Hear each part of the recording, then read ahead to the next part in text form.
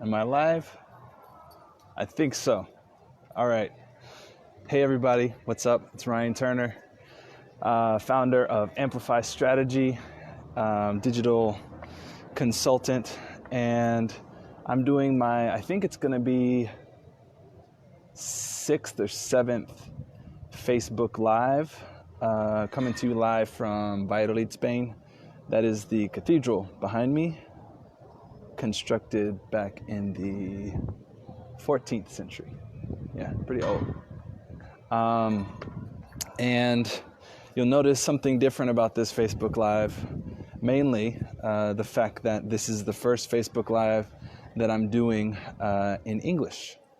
So I've done 6 or so Facebook Lives in Spanish so far, and it's been an interesting experience. I did it as part of my, trying to get some online presence with my business. I started doing the Facebook Lives on my Facebook page, Amplifi Strategy, and then I changed to my personal page, which seems to get a little bit more traction. What's up, Nicolo? What's up, Nico? How's it going, man? Good luck with your new business. I'll wave.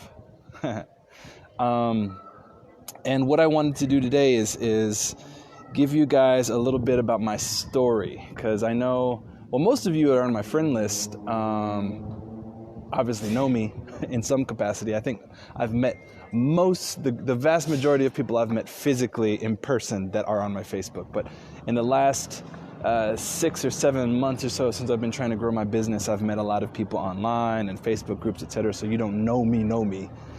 So lots of people, for lots of people, this is going to be maybe new information about me, about the story of, it's not going to be since conception, but it's going to be a little bit of a story about how I came to starting my own online business, my digital consulting business. So bear with me, because I've got some notes on my iPhone.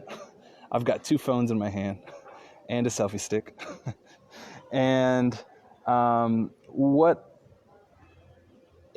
in order for me to kind of give you my story, there's lots of stuff I have to kind of tell you about so that you can get some perspective about why I decided to start my own business. I wanted to respond to this question because lots of people have asked me in the last few weeks since I've started doing these videos, like, why the hell are you doing these videos in Spanish if you're American? Valid question. I have most of my friends on Facebook are probably American.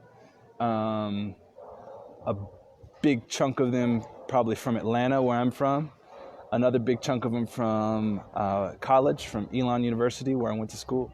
And another big chunk of friends that I've met along the way since I moved to Europe about 13 or 14 years ago. So why would an American living abroad, why the hell would he decide to start a business in Spanish?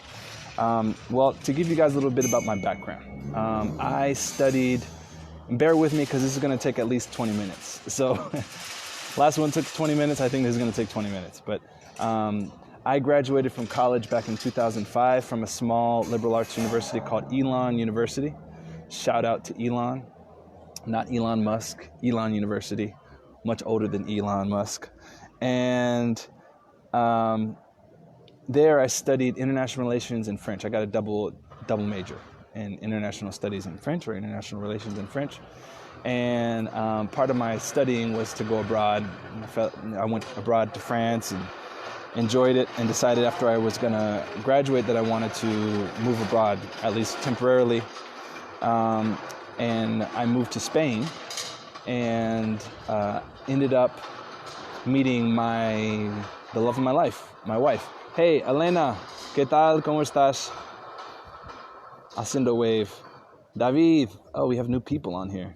Damn. Jeff. Hey, Jeff, what's up? It's been so long. So, sorry, just saying hi to people that are joining. And shortly after moving to Spain back in late 2005, I met my now wife, my beautiful wife, Loreto. And really, since the last 3 years, I've been living in Milan, Italy. We moved to Milan, Italy in 2016. That was a big change after 11 or 12 years in Spain, because my wife got a really good job offer there. And now we're finally back in my beloved Spain. Okay, my plans are to move back to Madrid. Now, there's really two motives for me deciding to start my company in the Spanish market, right? First, I think it's really important, like I said, to kind of understand my background. And what I always did is I always followed the crowd, right? That was my biggest thing.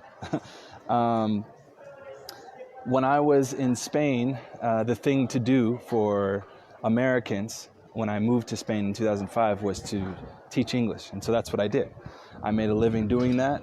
And for me, teaching English was not something I was passionate about, but it was something that allowed me to stay in Spain and enjoy life in Spain.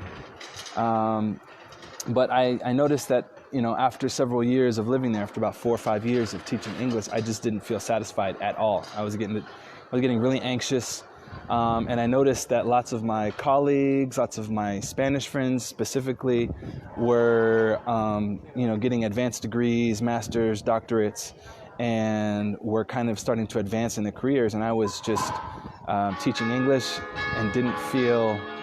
Sorry, bear with me as the church bell goes off. And I noticed that they were, going back to school and learning and advancing in their jobs. And I decided that that's what I should do too, because maybe if I decided to start studying, maybe I would actually maybe I could apply for jobs that would be maybe more interesting, that would be more fulfilling, that would pay more. And so what I decided to do is go back to school. I got a master's. Damn, those bells are crazy. Here, everyone can look at those bells if you're... It's the cathedral. I hope they shut up pretty soon. Meryl! Hey, what's up? Just gonna wave to you. I hope you're good, Meryl. It's been a long time. So as I saw people around me go and getting their studies, I figured that I would get a master's degree in what I had studied in college, which was international relations or international studies. So that my reasoning was, if I did that, then I would start to actually, I could find stable work, something that was a little bit more safe, and so I did that. I went to school. I got a master's degree from the Autonomous University of Madrid. And shortly after I got my master's degree, it took about 1.5 to 2 years, I found a job, and I found a job in a startup company. And so I guess you could say it was a success, because my goal was to get out of teaching English, and I did that. And so I started working in this project management position probably in about 2011 or so. And shortly after that, I worked there for a couple of years. I moved into a job with a large pharmaceutical market research company called IMS Health, which is now Quintiles or something like that. And that was a project management position. And then from there, I got another job at a prestigious, quote unquote, prestigious university in Madrid that's called IE University. And that's located in Madrid, Spain. And so, hey, Delphine, hey, what's up, Julie? Everybody's starting to get on here. That's cool. Hey, Delphine, hey, Julie. And so I got a job at this business school. It's a school that specializes in business degrees, and I got a job kind of managing the bachelor's program for the business administration program that they were doing. And that was my first kind of contact with the kind of entrepreneurial world, right? I decided after I started working in that position, I wasn't like a teacher there, I was actually a coordinator, but you're around business people all the time, you're around students that are starting startups, you're around a lot of that, and I decided to start a speaker company with a good friend of mine and my wife's cousin, and we thought it would take over the world. We were really very optimistic about starting this. Hey, Asia, what's up? We were really optimistic about starting this company. We called it Quake Sound, right? And we used this really cool technology that we found to make Bluetooth speakers. And so we had plans, we branded it, we did all this stuff, we had a business plan, and then when it came to trying to actually launch it, we figured out that you actually have to have a shitload of capital to start a business, and a business like that, a speaker company. And so we just left the idea and the project in the dust, and it kind of just fizzled out. At the same time, around that moment, I was also getting really heavily involved with U.S. politics with an organization called Democrats Abroad, as Jeff knows, who's joined us. And I really had an opportunity in Democrats Abroad. Michaela, what's up? How's it going? So many people I haven't seen in so long. I really had an opportunity to meet a lot of really interesting people, a lot of personalities in and around Spain and Europe that I would not have otherwise gotten the opportunity to meet. I got to meet the current president of Spain. I've gotten to meet the president of the European Parliament. I've gotten to meet Pau Gasol. I actually got to meet the king himself of Spain. And all of that was basically due to events. I've gotten to meet many ambassadors. I got to meet the ambassador of Spain. I did a lot of things that were really interesting, and I got to do that at the same time as I was helping Americans exercise their right to vote from abroad back in America. And that was really kind of fulfilling, but deep down, I think that what I was really doing was trying to take advantage of opportunities and kind of appear as a successful kind of guy that had everything put together. I was working in a university that was considered one of the best universities in Spain. I was, brushing shoulders with these kind of high socialite people in Spanish society, and on the outside everything was rosy, but really on the inside I was very, very unsatisfied, and I really wasn't earning what I wanted to. I blamed mostly my bosses. I blamed the system. I blamed a lot of things for not getting me more opportunities, for not paying me what I thought I should be paid, what I thought I was worth. And that was kind of where I was at mentally when in 2016 my wife got a job opportunity. And since it was a really good one, a good opportunity for her and for our family, I have 2 kids, by the way, we decided to go to Milan. And so we went to Milan, and I tried to do the same formula as I did when I was in Spain, which is basically get visibility, right? So joined Democrats Abroad, kind of got involved there, kind of started sending my resume out to lots of people, and actually had decided that I was going to try to do the same thing in Italy, which is work at a prestigious university, and do that. The problem was no one wanted to hire me. I didn't get any job offers. I barely got any job interviews for a year. I was pretty much just miserable in Italy. And right around the 6th or 7th, I guess it's maybe about 10 months after being in Italy, this weird thing happened where I woke up one morning and I had this pain in my ear. I had been used to ear infections when I was younger. So I thought it was a ear infection, went to the doctor. He looked at it, said, take some antibiotics. Nothing helped. 3 days later, I woke up and my face was paralyzed, at least half of it. My left side of my face was paralyzed. Went to the emergency room, and they basically diagnosed me with this weird, very rare disease, or I guess syndrome called Ramsay-Hunt syndrome. And so that was pretty bad. I was there in the hospital for about, I think it was 11 days or 10 days total. And the worst part was losing the feeling in my face, and had my face paralyzed for several weeks after that. It was really debilitating because it didn't feel horrible. I mean, I could feel everything in my face, but I couldn't move it. And so I was walking around with my face like this for like several months, and it was very, very, it was not very fun. And eventually, luckily, I got back the movement in my left side of my face, and really, I was able to recover 90% within about 2 months or so of my face. And shortly after that, in Italy, I felt like I got a break because my face got better. I started applying for more jobs, and I actually got a new job in Italy, my first job in Italy. Ignacio, ¿qué tal, amigo? And my first job in Italy was working for a company that kind of opened my eyes to the world of financial independence.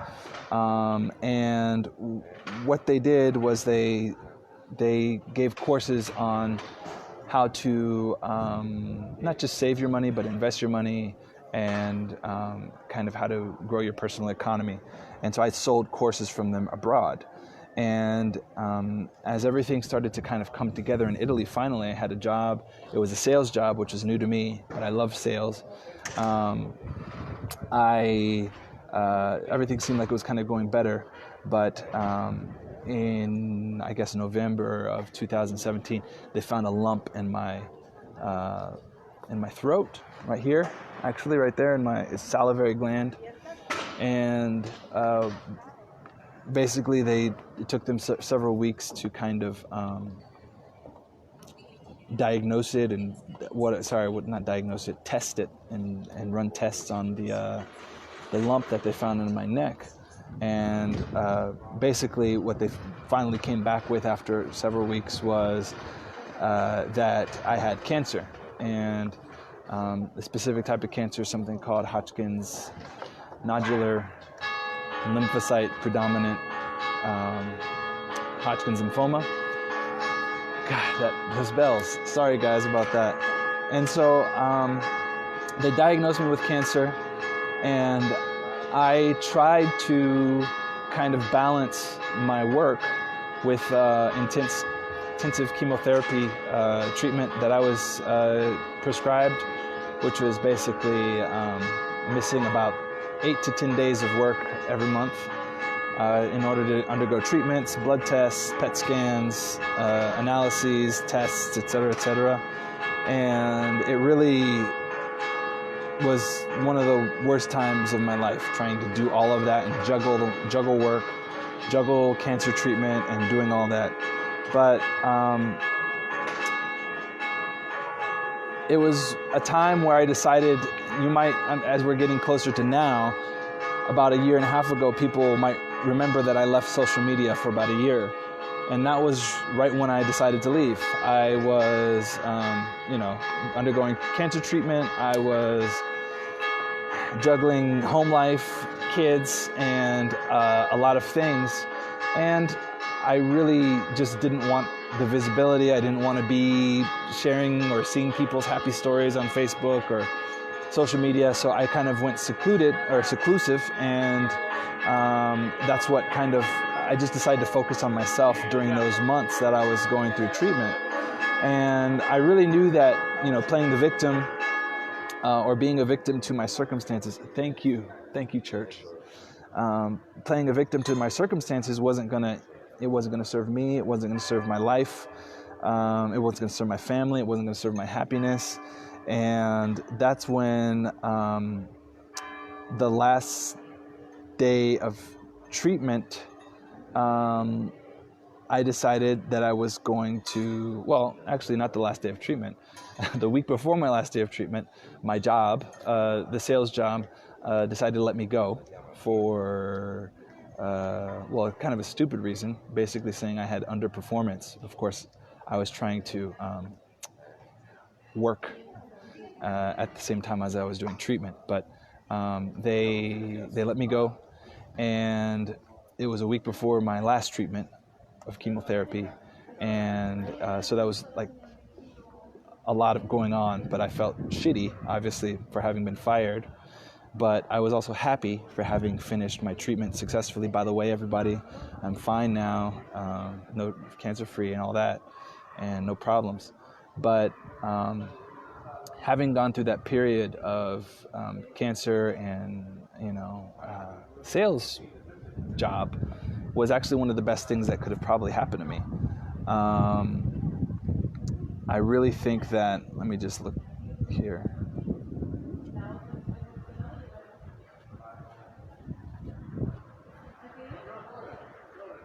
Sorry, everyone, I kind of lost my place right where I was before.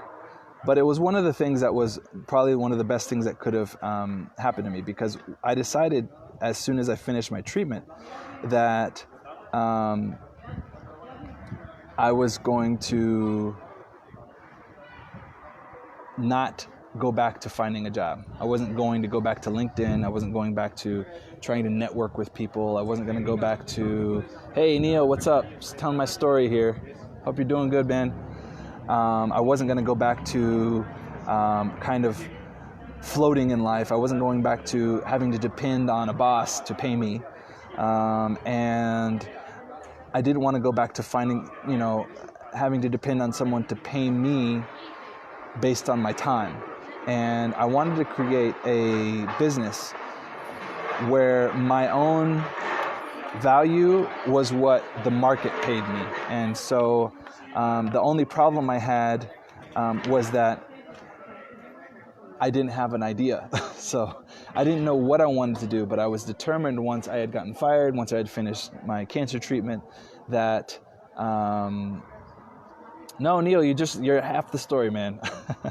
Once I had finished my cancer treatment and gotten fired, that I didn't want to go back to that. I just had to figure out what it was I wanted to do. So I had to have a come to Jesus moment with myself, with my family, talk to my wife and told her, I'm sorry, but I do not want to go back to, finding, I'm not going to go look for a job now. I want to start something. And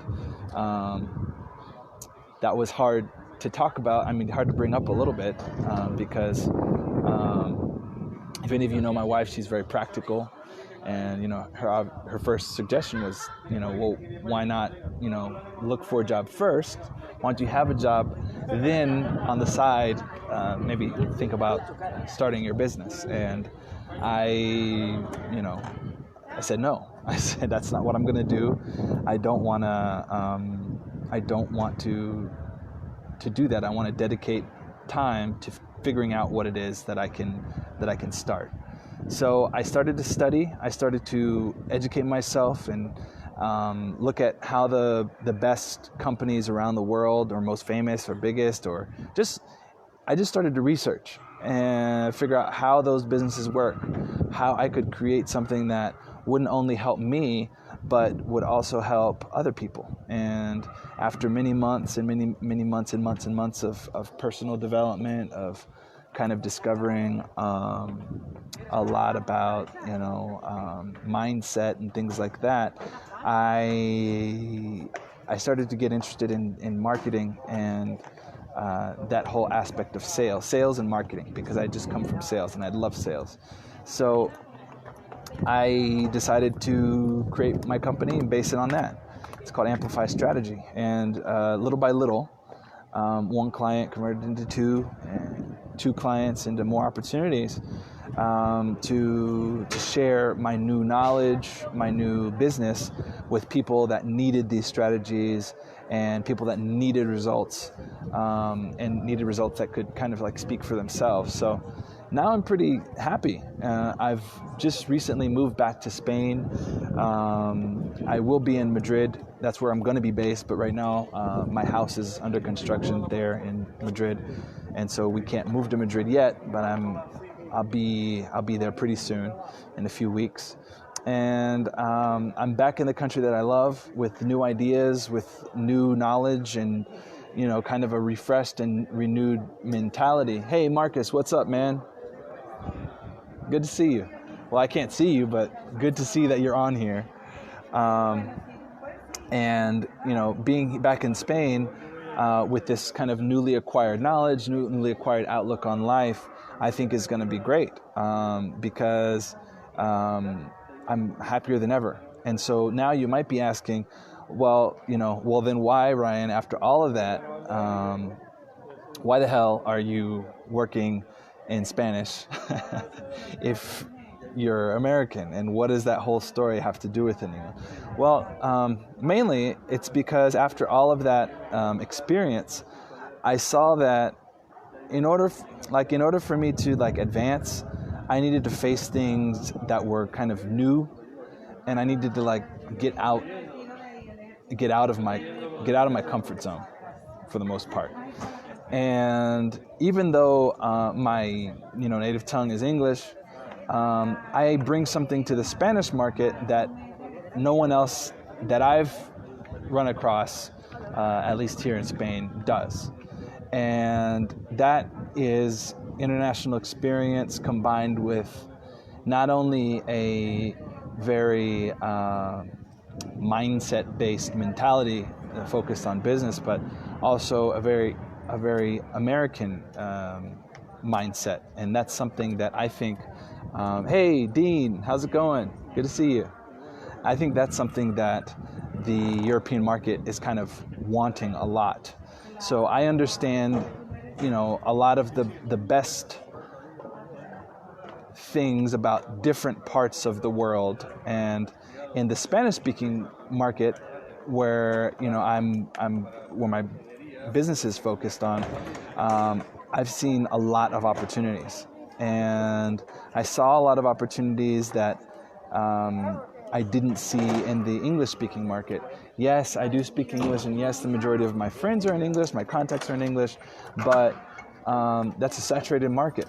I see a lot of digital marketers in that space, and I see a lot of digital marketers that are already working in those areas, and they're using really, they're doing great things, but it's a saturated market. Whereas here in Spain, and in the Spanish-speaking market in general, I'd say it's behind. It's behind the English-speaking market. The technologies that lots of consultants and people here are using are behind the times. And I think that my knowledge will help this market. And so that's why I decided to do that. And that's why I decided to kind of just, face the music and do this, get out of my comfort zone and work in a language that is not my own. And secondarily,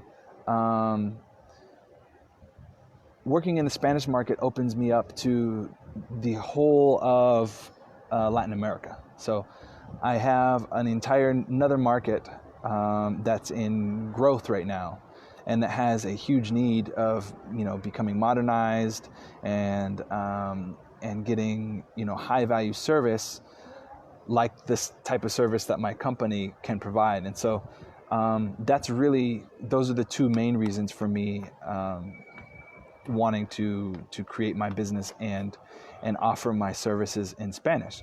Notwithstanding, I do want to mention that I do have American clients, and so I am open to. I'm definitely don't close the door on anyone. I can do my job in both languages, but I choose to really put a lot of effort into the Spanish side, at least right now, because that's where I see the most potential for a lot of growth. So here I am. I'm happier than ever, and I am the living proof, not proof, but proof that you can really do things how you want, and that you don't have to be anyone's victim. You don't have to be a victim of your circumstances or anyone. You can be the victim of the circumstances that you create, right? And if your plan is to demonstrate that you're capable of becoming part of someone else's plan, then you don't have a plan. And that's what the majority of most people do, right? They say, oh, I'll just act this way and people will treat me this way, and then I'll get paid this way, and then I'll be happier and that. And I'm not knocking in the employees, because they make up what is the majority of most workers. But I decided that for me, that I didn't want to be part of someone else's plan. And if you don't have a plan, then you're part of someone else's. So if you're an entrepreneur like me and you're watching this, you've got to have a plan, and you've got to be unique. And if you don't have a plan, you're going to be part of someone else's, even if you don't think you are, right? So that's my story. That's kind of how I decided to get into entrepreneurship after, several formative experiences with cancer, with the facial paralysis that I suffered, and then also just not being content with my salary, with my jobs in the past, et cetera, et cetera. So that's about everything. I think lots of you might not have known that about me, even though some of you I've known for many, many years that are my friends here on Facebook probably didn't know some of the stuff that I just mentioned in this video. But I just wanted to share it because I think it gives you guys perspective into why I make some of the decisions I made, what I'm doing, why I'm doing it, and all of that. So if you guys have any comments, or if you have any questions about my path to entrepreneurship in the Spanish market, or how I can help you, whether it's building websites, building funnels, sales funnels, or helping you with online business strategy to help generate more clients for your business, you can, I wouldn't recommend that you click on the link below, because if you click on the link in the description, it'll take you to a fully Spanish landing page. So if you are interested and you only speak English, or you don't speak any Spanish, you can send me a PM, or you can send me a WhatsApp if you have my number or whatever. But if you do speak Spanish, please do click on the link, and you can find out 174 tips that I offer to help grow your business online, and they're free.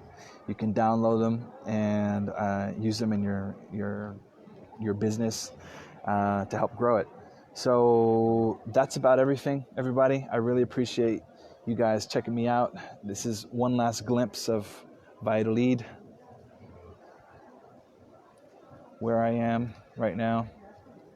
And I look forward to seeing all of you next week. I think I'm going to actually do this Facebook Live in English maybe once a month. I still think I'm going to continue to do it in Spanish for the most part, but given the large amount of people that have actually joined today, I'll probably do it at least once a month. And I'll try to think of really interesting topics that are kind of personal as well as business related, so I can tie both of those things together and keep people kind of informed about kind of what I'm doing and everything. So for all of you that live in Madrid, I will be in Madrid in the next week, and I'll be there almost on a permanent basis fairly soon. So I'll send out a message, because I'm looking for things to do, people to see, people to reconnect with, business opportunities in Madrid, et cetera, et cetera. So big hugs to everybody. Love you all. Kisses.